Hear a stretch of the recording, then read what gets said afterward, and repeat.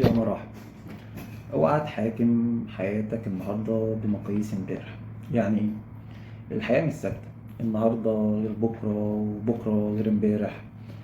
اللي كنت فاكره صح زمان ممكن يكون غلط دلوقتي.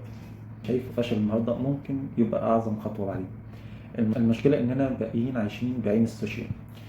نشوف ناس نجحت، ناس سافرت، مش عارف الناس ايه، فبنقارن نفسنا بيهم من غير ما نعرف قصتهم ولا توقيتهم.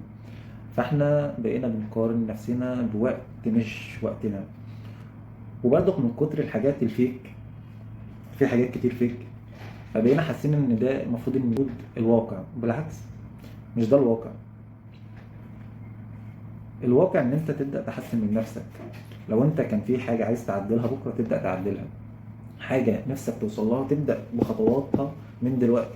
ده الواقع، ان انت تبدأ تسعى.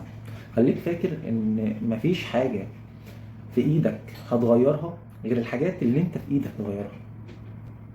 يعني انا مش عارف، ظروفي كذا مش عارف ايه، الحاجات اللي مالكش دخل اللي فيها مستحيل هتعرف تغيرها. انت تقدر تغير عقليتك، تقدر تغير من دخلك. الحاجات اللي ممكن يكون ليك دخل فيها انك تسعى ان انت تغيرها، غير كده مستحيل. السوشيال ميديا بتعرض اللقطة مش الرحلة، وبتعرض النتيجة مش التعب ولا السنين اللي قبلها. فاوعى تمشي ورا كلام بيقول لك انت المفروض تكون كده دلوقتي او انت متاخر. مفيش حد فينا متاخر، كل واحد ليه توقيته، بس الفكره ان احنا نسعى في الحاجه اللي احنا عايزينها، وريه رحلته يتعلم منها ويطلع منها اقوى.